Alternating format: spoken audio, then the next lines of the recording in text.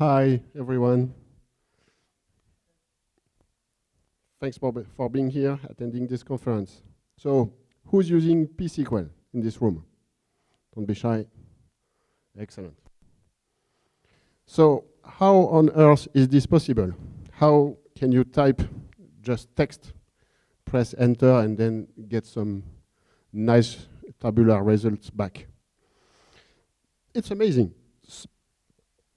So it's amazing because PSQL doesn't know beforehand if the query you typed is okay and how many columns the result will have, if it ever has results. It doesn't know the type of the columns. Sorry, I just have to put my timer because I don't want to get over time. Let's go. And so this is handled by libpq, the connector, the database driver, after exchanges some messages with Postgres. So that's what we are going to dive into. So who am I? I'm Xavier Fischer. I'm lucky enough to have an unpronounceable name, but Emma, you did it just right. I'm a principal engineer at EDB. I'm working on the EDB.NET connector. And I'm a .NET guy, Microsoft guy. Sorry about that. And I'm hailing in Aix-en-Provence, France. So yes, I'm French. Okay, thanks for your enthusiasm. So what is a connector? Yeah, I try to make some jokes because protocol is boring, but I will try to make it entertaining. So what is a connector? So it's a database driver available in your programming language. And it translates calls to database language using the wire protocol, also known as the front-end back-end protocol. So what's the wire protocol? So it's the Postgres message-based protocol between front-end and back-ends, clients, servers, poolers, tools. So the server can be a front-end and a back-end at the same time, over TCP/IP or Unix sockets. So let's go into a bit of history. So the main goal of this slide is to say that the protocol has been very stable for years. So since is at version 3 since 2003, and he hasn't changed for the last 20 or so years. And the last change was a small change with backend keys being a bit longer, cancellation keys, sorry. So it's pretty stable. So here is some connector landscape. So libpq is the connector shipped into Postgres, used by C programming languages. pgadmin is using libpq, PSQL also, but there's also native implementation of the protocol. JavaScript, Python, .NET, Java. So there's a bunch of drivers around, and all talk the same wire protocol. Okay, but what is the wire protocol? You see some jokes. I hope you like it. I don't know if memes are international or not, but I think we can test it today. So what's the protocol format? So it's nearly always the same layout. It's a single byte that identifies the message type, some length, 4-byte integer, which is the length of the message, and the payload that comes with it. The length usually includes the size of the length field and the payload. So that's pretty smart because if you ever come with a new message in the new protocol version and your driver doesn't implement it, you can just read the byte, says, ooh, I don't know this, read the length and skip the payload, and you can properly handle a non-handleable message for you. So that's, apart from the startup messages, this is always this format, type, length, value. So what's the basic conversation? So how does a conversation is made of. So there's always 4 steps. Startup step, where you set up the initial connection, can be encrypted or not. Then you authenticate.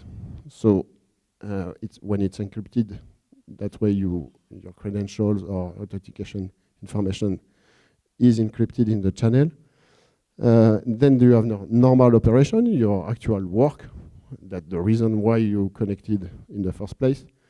And at the end, you terminate, you close the connection. So the startup message, so it's the first message ever sent by the front end. So it could be for one of those.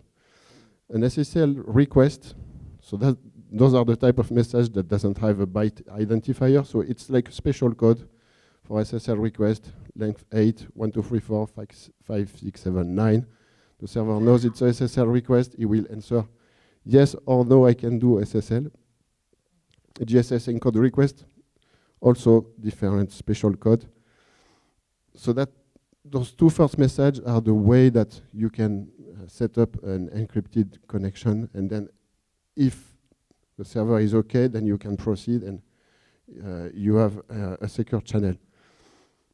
Then the next one is a special message, which is a cancel request. So imagine in PSQL you hit Ctrl+C because you have a long-running query that you want to cancel.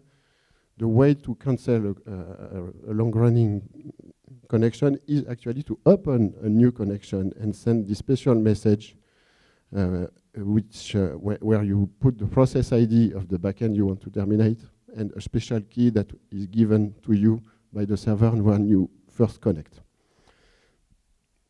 And there's the more common startup message. So this is the real message when you actually have your channel set up, the connection is ready, and you want to say hello. So the startup message is you state what protocol version you support, so the major version and the minor version, and you usually pass parameters. So the only mandatory parameter is the user.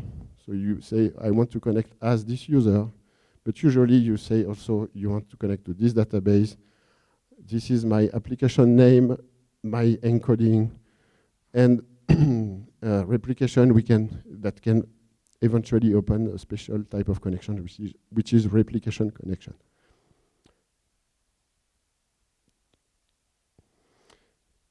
So what happens when you ask, for example, protocol version 3.2 and the server, let's say Postgres 17, does not support it?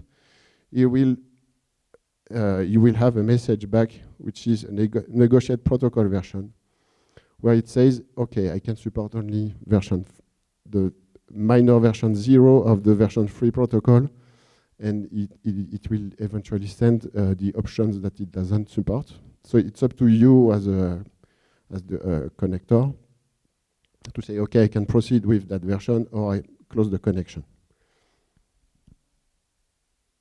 Okay, so important thing, you see all those strings like option name are null terminated, so it's basically all the strings are like that, apart from some exceptions. So there's a 1 byte more for each string. So authentication. So it's really not my specialty, so I won't dive too bit into that, but the goal is that when you connect to server, regarding of the mode where you connected from this IP, from this user, from this type of encrypted channel or not, there's a method picked in the pgsba.conf file, and then the server will send you an authenticate challenge response. So there's some messages exchanges that vary for each method. But at the end, you will get or an error or OK authentication, OK message.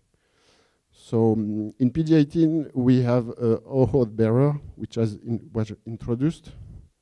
And the MD5 was deprecated officially. So the recommended way to connect, to authenticate, is our Scrum authentication and OAuth bearer since PG18. So you're nearly in. But how the backend process is created, because that's something I really wanted to know. You have the postmaster process. It's a bit complicated, but it's really simple. You have the postmaster process that is listening to the Postgres port 5432 by default, and how is it possible? I didn't know how the backend process was created. So this is a high-level schema.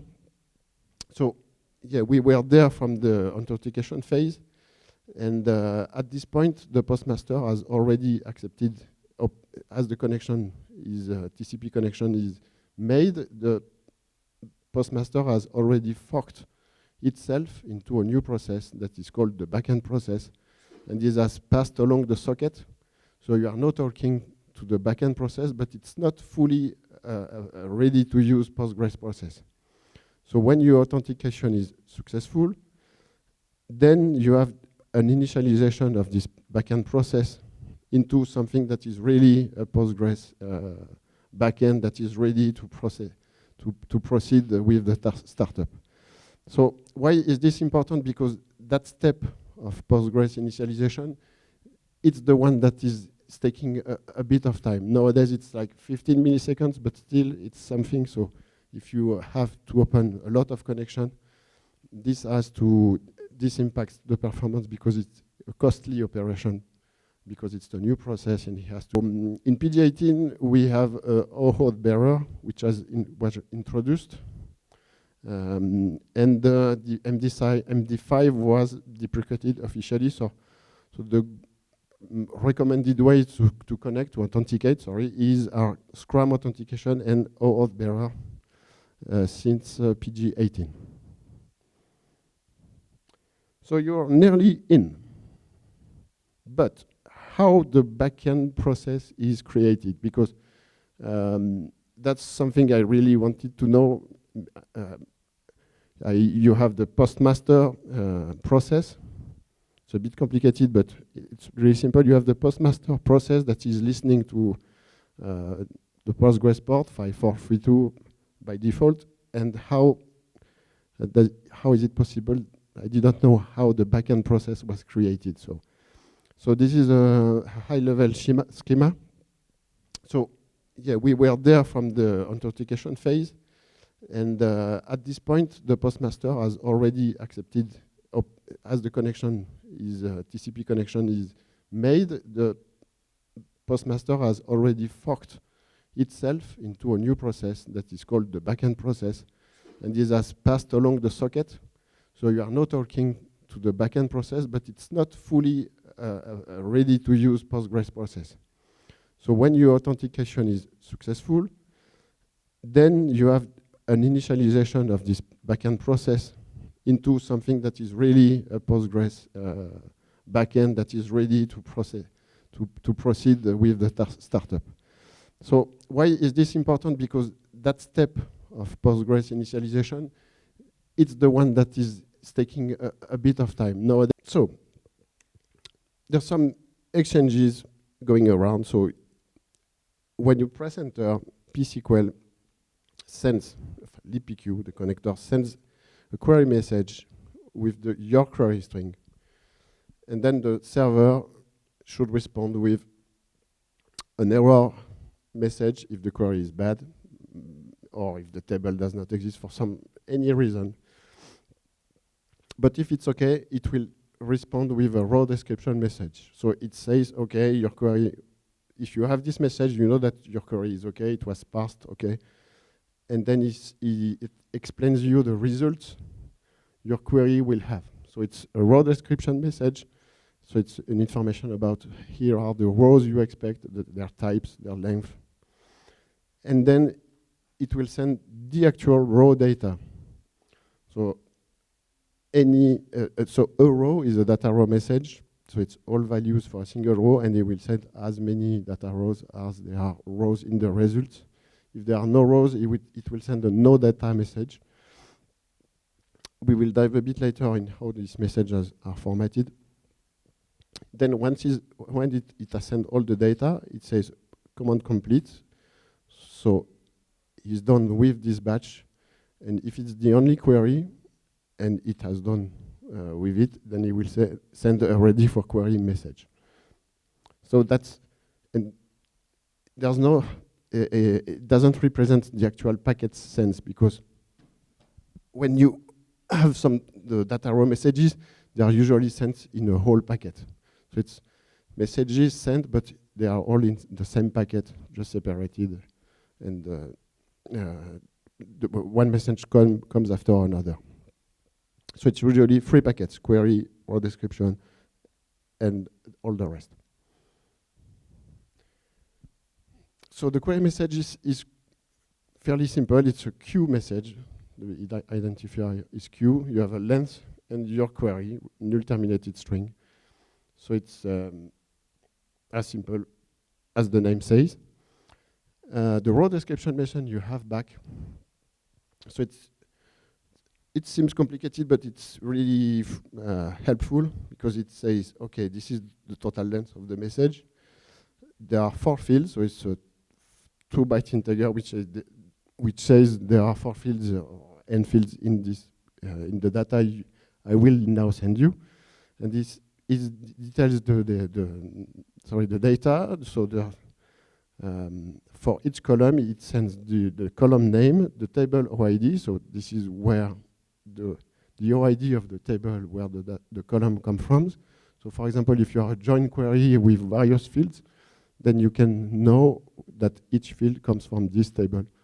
So it's informational, but can be useful. The index is the position of that column in the table. The type OID is the internal ID of the data type. So I know it by heart. Actor ID 23 is int 32. You should know your OIDs by heart. I think it's mandatory. It's a joke. So the length is the length of the hint, so it's a 4-byte integer. Type modifier does not apply to int, but it can apply to varchar, for example. And the last one is the format, the format you should expect the data to be encoded. So this int will be sent as text.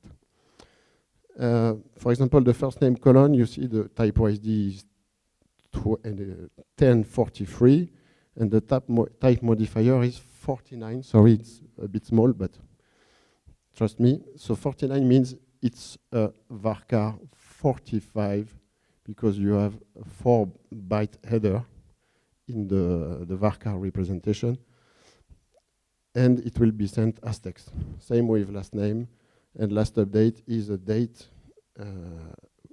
which will be sent as text. So a lot of information, but very useful, because now PSQL knows how to format the data rows it will get this way. And each data row is a data row message which says, okay, this is the 4 fields. Every field has a length. So this is the payload length. So for integer, it's 1, then string, and blah, blah, blah, blah, blah, blah. You get, for this query, 10 data rows. Maybe I was a bit fast. Okay, so is it clear? Do you have any questions so far? Okay. So 10 rows.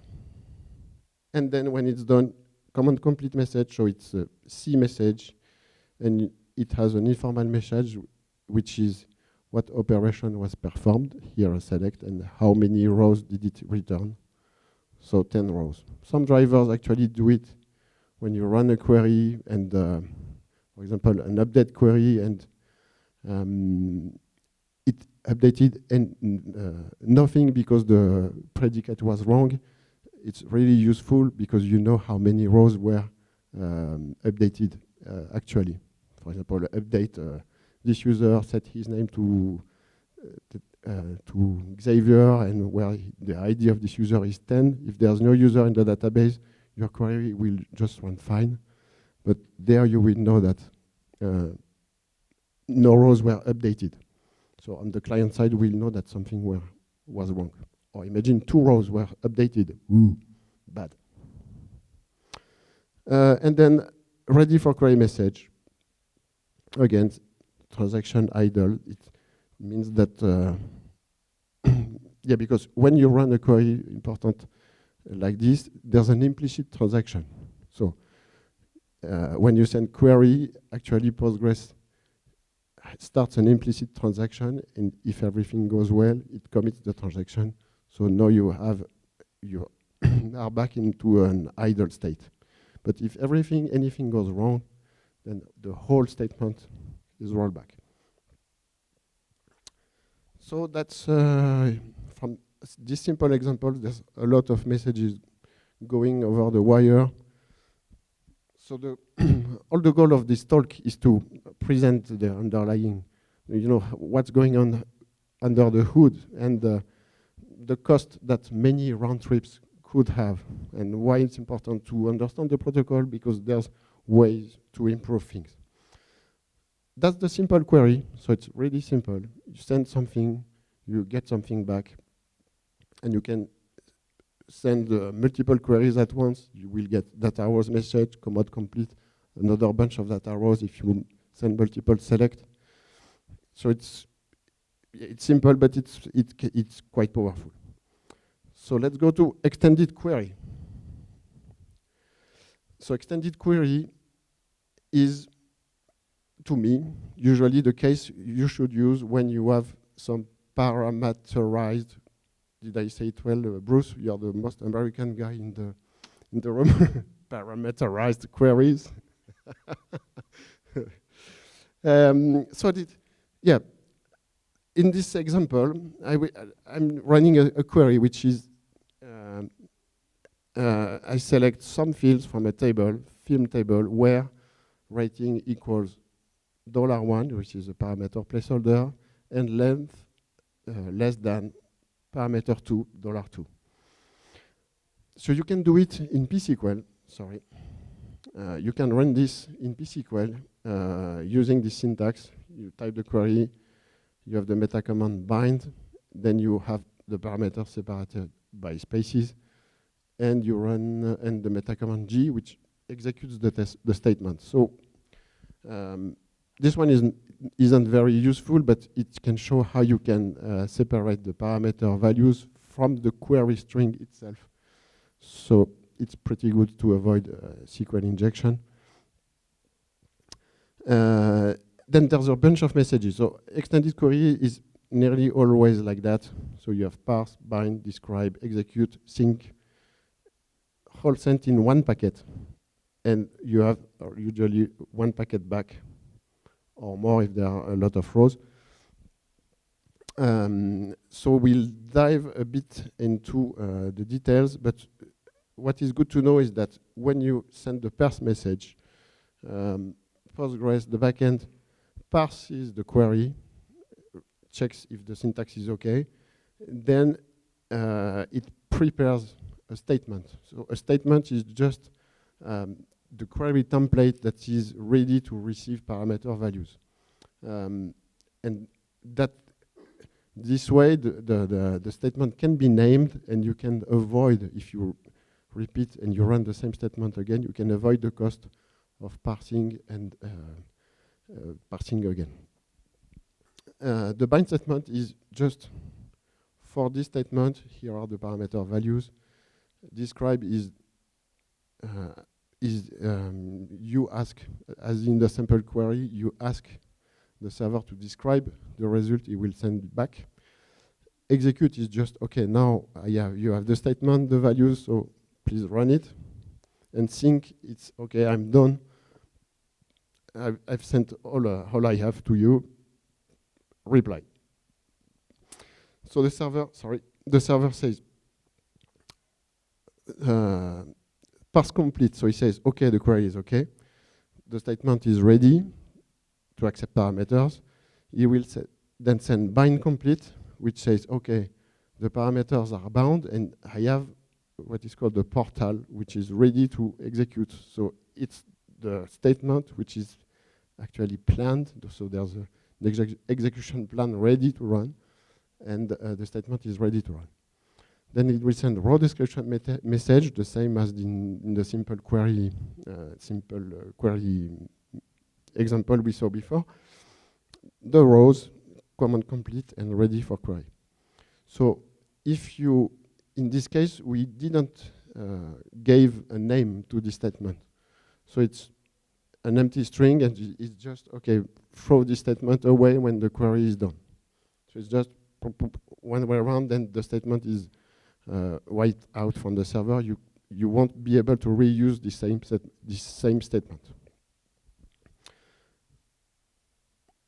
So it's a bit overkill for a simple query, but you will know that we can get advantage of this behavior. So to sum up, statements are said as parameterized query template that can accept parameters. It's created with a parse message. Portals are created with a bind message, and it's the process is you parse, you have a statement, then bind, you have a portal, and then you can execute. So let's go a bit deeper into the messages, because the protocol is well thought, but it has some flexibility. So the parse message can take a prepared statement name. So that's where you give a name to the statement. You can leave that empty, but you can name it as you wish. And then you send your query text. You can send the parameters, for example, for function where the parameter types are ambiguous. You can pre-specify the types and say there are two parameters. Those are these types. Then that it will help Postgres to disambiguate the parameters. Or you can help him to say that you know the types and you will send the types as this. So it will say, okay, I won't fall back to text. I'm using those types. And then what you have back is a parse complete message, simple message. Just remember that you can name the statement here.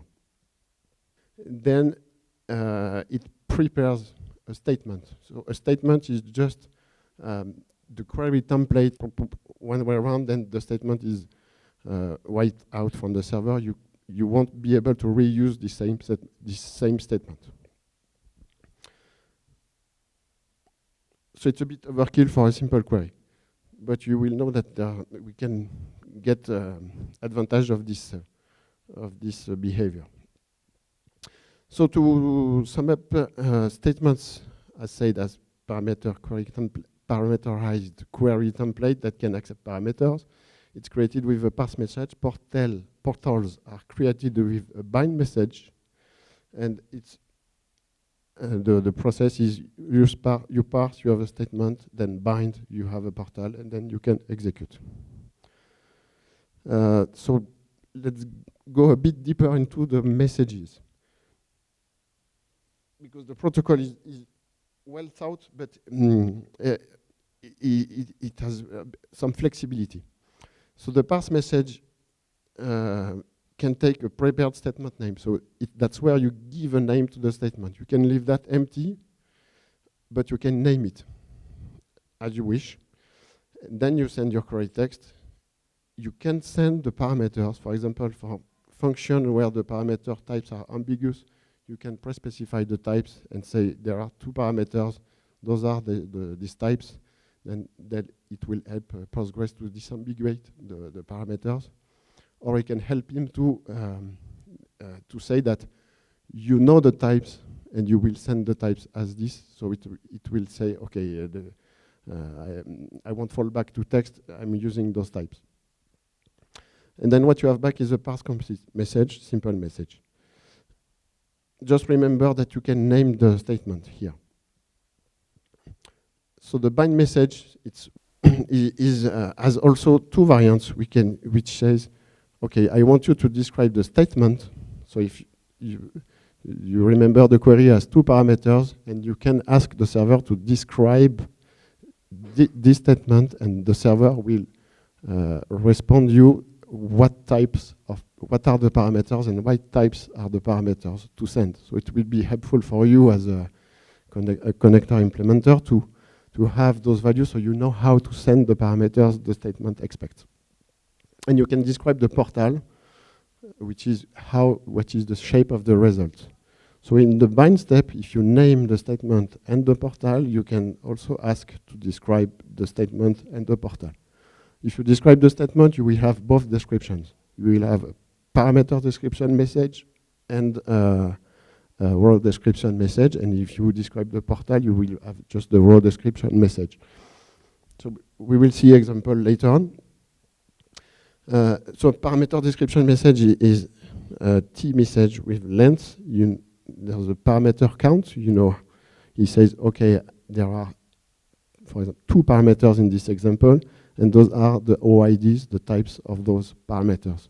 So you as driver, you know in which format to send those parameters, or to serialize it if it's text binary, you know how to send them. So you can test a bit this prepare statement since PG18, because PSQL has been upgraded since PG18, and it now supports name prepared statement. So this is how you do it. So the same, you type your query with parameter placeholders, and you have the meta command parse, which allows you to name this prepare statement. So this allows to send a parse query and then a sync message. So you have your prepare statement prepared on the backend, and then you have the meta command bind, where you can specify the statement name and the parameter value. So this is how you pass values to a prepare statement that is named, and you can execute this statement. So the good thing about that is that now that the statement is named, you are free to bind another set of parameter values. So you can run again bind, pass other parameters, and so you avoid the parsing and planning phase. It's just way faster, and there are fewer messages exchanged. So PSQL, in this case, as you see, is sending a describe message again, but it's the same statement, so it doesn't have to do that. It should do it once, because at the second run you know what the result is, so it doesn't. You can just bind, execute. Hopefully, if nothing has changed on the backend, it will be okay. And then at the end, you close the statement. So you close. There's a meta command, close prepared. You name the statement, and you're done. So that's it's pretty interesting to see that if you run the same statement again, for example, if you have a big query with many parameters, you can measure for repetitive runs how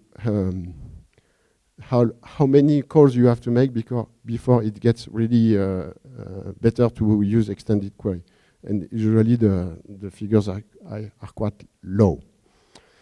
One thing to be conscious about is that when the parameters you have, your data is very skewed with the parameters you have, so you have not uniform repartition, the plan can be bad. So Postgres will run the statement 5 times and will generate a custom plan, and after 5 statements, it will say, okay, is a generic plan better than the custom plan I have? If it does so, then it will use the generic plan, but if it happens that the custom plan were better, it will use custom plan ever and ever again. So you will lose this planning benefit. So you have to measure and to really think about how your data is queued regarding your parameters. Okay, another example with the same protocol. So imagine you have a big data table, and you want to query this table. You as the client, you want to get this data to process it, but you are kind of slow to process it. It is possible with the extended query to use portals, which is known in SQL language as cursors. So cursors in SQL are backed by portals in Postgres. But you can use the portal and to fetch the data. So that's how you do it. You send a parse with a name statement, then you describe to know what are the results. So this is basic stuff. Where it's important, it's the second step. When you bind your values, you specify the statement and you name the portal. So that way you can send an execute message with the portal name, and you can say by default it will return all the rows. But you can tell him to return only, say, 100 rows. So the server will send you bind complete, will send you 100 data rows as you asked, and then it will send us portal suspended message.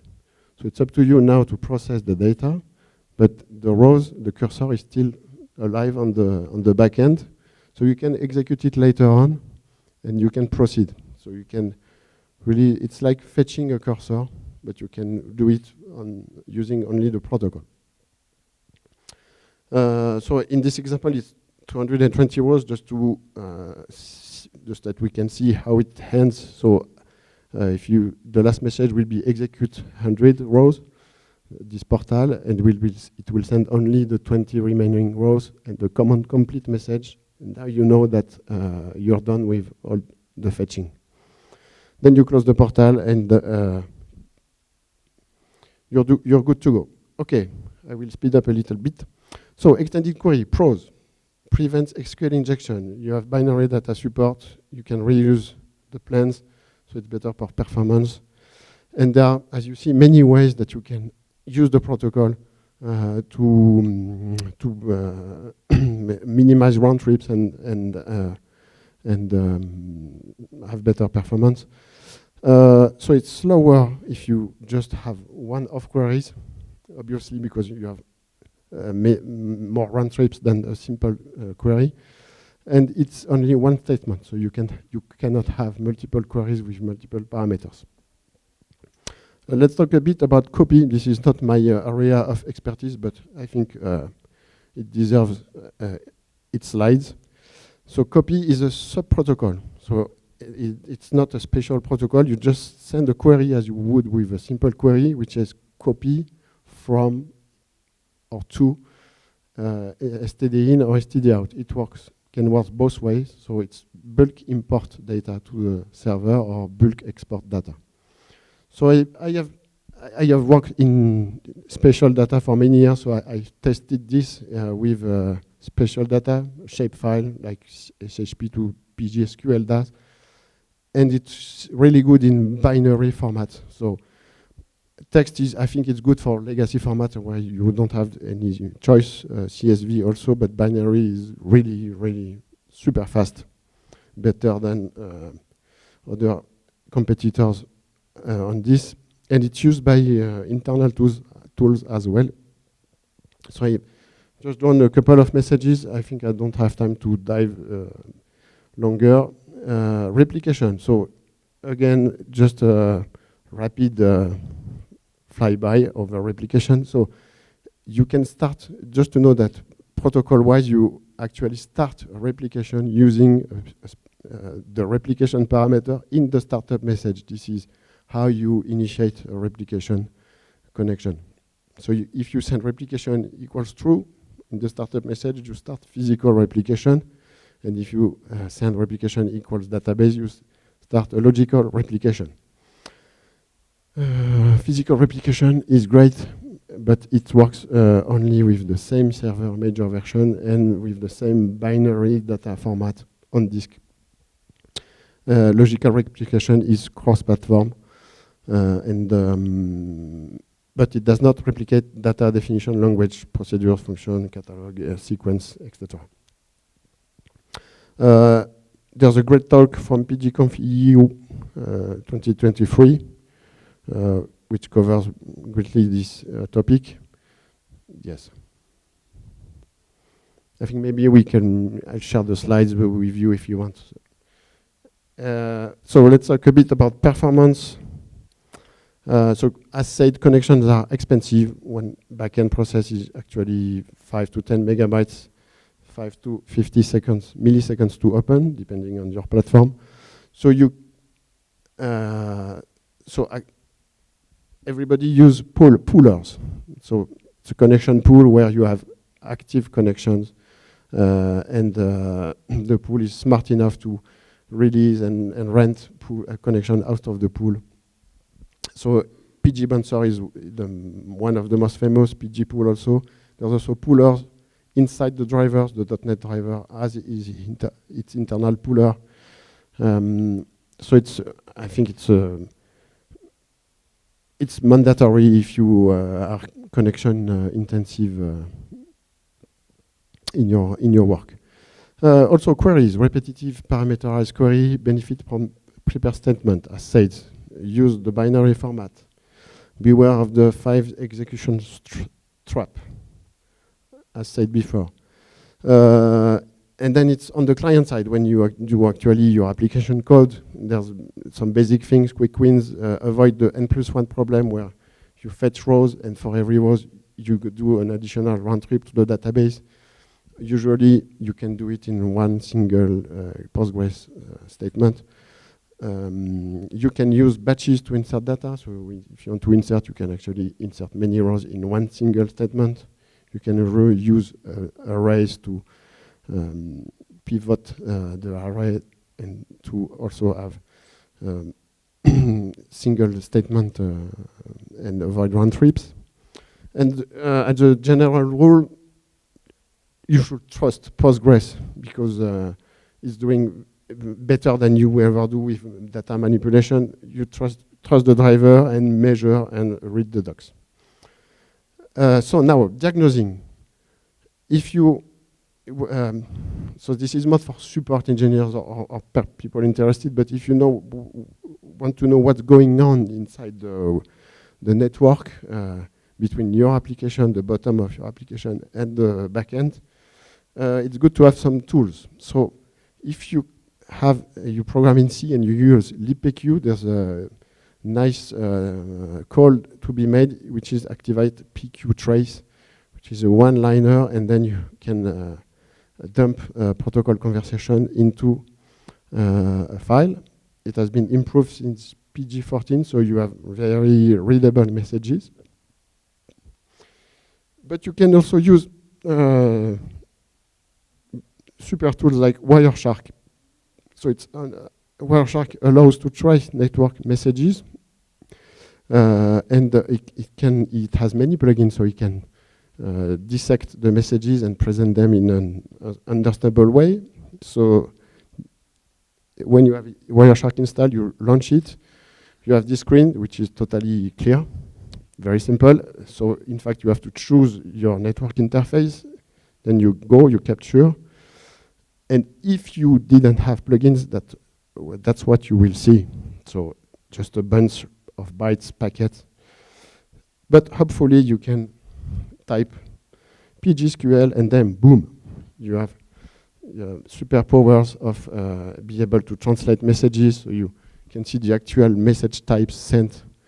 You have the proper messages well separated. But it's okay, so it can be a bit complicated sometimes.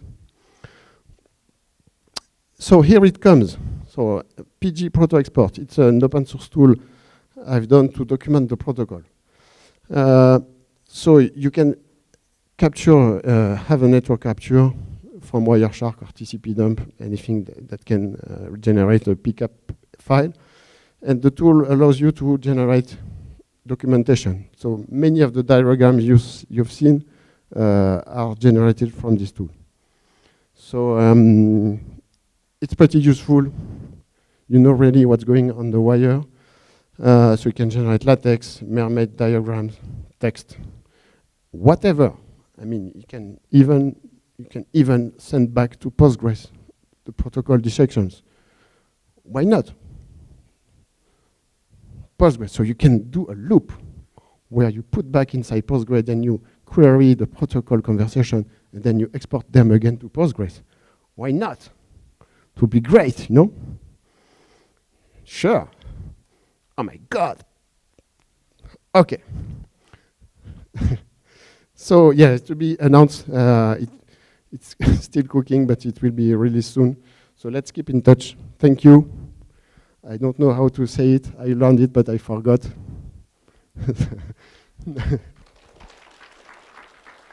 You showed a schema of the message and show the headers, any part of the explain that. What's the effect of using functions like PG crypto on those headers, OID or any part of those messaging can be changed and obfuscated, and we cannot diagnostic, or we can explain it the normal way, and what's the effect in total? If it's encrypted and you have no way to decrypt it, then you won't be able to document it. So there are ways, for example, with TLS, you can export the key. So it's really for debugging, not for production use, but you can export the key and then... yes, in SSLs and some things like that, you are wrapping everything outside the Postgres. But PG crypto, it's a functions inside the Postgres. So I want to focus on that part. If it's use that functions. I don't know, but I'd be happy to look and get back to you. I don't know this extension. Thank you. But everything that is encrypted on the wire is still encrypted when you capture the packet. So there's nothing. Thank you for the presentation. Can we go to the page where you had this query and naming of the query, the optimization? So I'm just curious, when we name the query and Postgres optimizes it, and then someone runs a DDL, is there any specific actions that Postgres will perform? Let's say because maybe someone removed the column and then that named query is invalid and it shouldn't be processed anymore. Is there some kind of extra logic process there? Short answer is I don't know. But if I made an hypothesis, I think as you are in the transaction, you won't be able to change the schema before your transaction actually returns. So there will be some kind of blocking.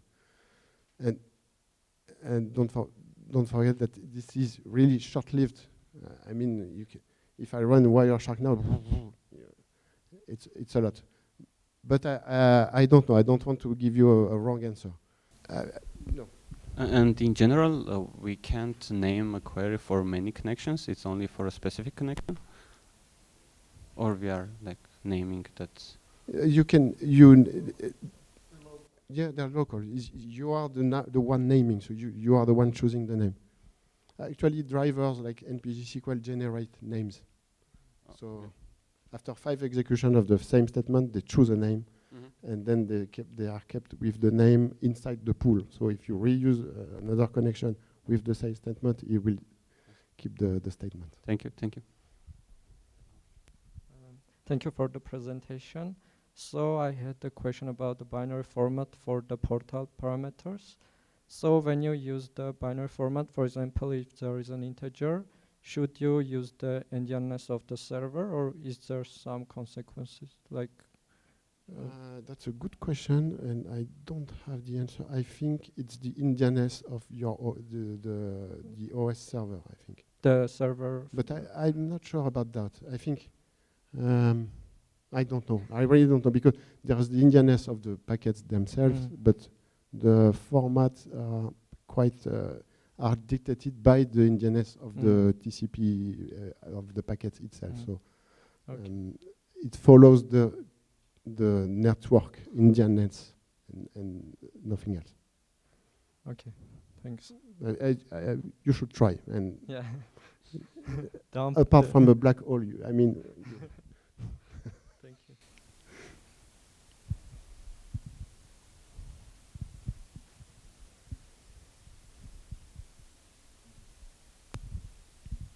Thank you for the interesting speech. My question is about extended queries. So if we have a parameterized statement, do we have chance to get parameter sniffing in this case, or it will regenerate execution plan as much as until it's good enough?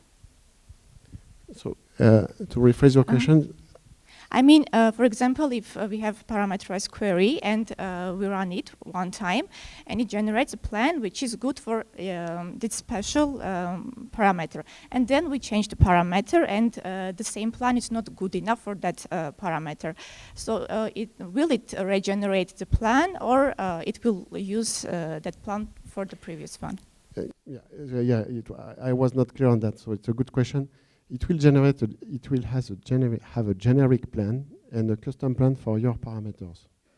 So, and after the second execution will also generate a custom plan. Okay, the fourth, the fifth. After that, it will compare if any of the custom plans was better than the generic plan he had, and if it is so, then he will stick to custom plans every time. So that's where it loses the advantage. Okay, thank you. Did that answer your question? Thank you. Yeah, and if your data is skewed pretty good, then the generic plan will be better, and it will be reused for subsequent calls. Thank you.